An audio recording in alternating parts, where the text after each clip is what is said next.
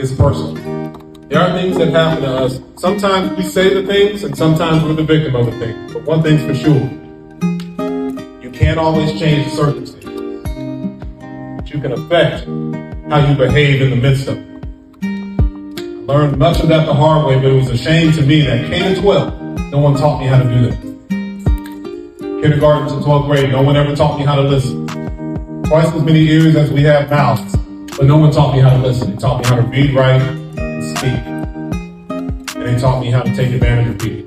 Because they said, you need to be persuasive. And if you make enough money, rich people get cancer too. So I made a decision, after a long time after basketball ended, I became a pastor. And I held the hand of people as they were dying. And I realized, if people don't learn to lead themselves, there is no success. Not in this world. It doesn't matter how smart you are. It doesn't matter how smart you are at all. And so as I wrap this up tonight, and I keep this kind of quote in mind here, there are some they're bracelets. And they're just basically affirmations. They all say different things. I'm gonna grab one, just a random one. And this one, for instance, says, what doesn't kill you makes you stronger. Right? And I know we've heard that before. But in a minute, Joey's been nice enough to volunteer to kind of pass some of these out to you. And I don't care which one you grab. Well, maybe tonight is the night. Maybe it's the night you begin to talk back. Right, when I was a kid, people used to say, don't talk back.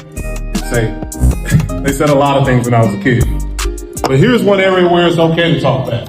If you don't speak to the negative voices, if self-talk doesn't become a regularity where you take control of it, what ends up happening is that the things that are dysfunctional begin to flood you and make you their slave.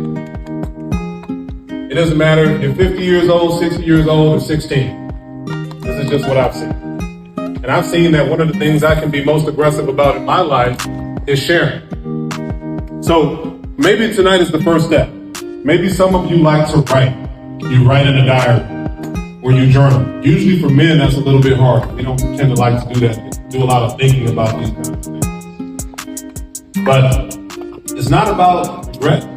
Self-talk is not about trying to convince yourself about something that hasn't happened yet. Self-talk is about taking ownership of the control you do have and not concentrating on what you don't control. I will never control LA.